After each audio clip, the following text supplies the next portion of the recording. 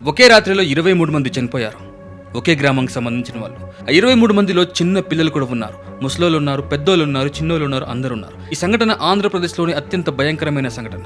కానీ ఈ సంఘటన గురించి ఇప్పుడున్న జనరేషన్ వాళ్ళకి చాలా మందికి తెలియదు. ఎందుకంటే ఈ సంఘటన జరిగి సుమారుగా 18 సంవత్సరాలు అవుతుంది.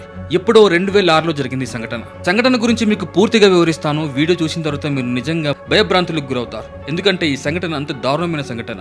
అసలు ఏం జరిగిందో పిన్ టు పిన్ మీకు చెప్తాను. మీరు కనుక మన ఛానల్ ని మొదటిసారి విచ్చేస్తే ఖచ్చితంగా వీడియోకి ఒక లైక్ చేయండి. అలాగే మన ఛానల్ ని సబ్స్క్రైబ్ చేసుకోండి. ప్రతిరోజు మీకు తెలియని ఇంట్రెస్టింగ్ టాపిక్స్ తో మీ ముందుకు వస్తాను.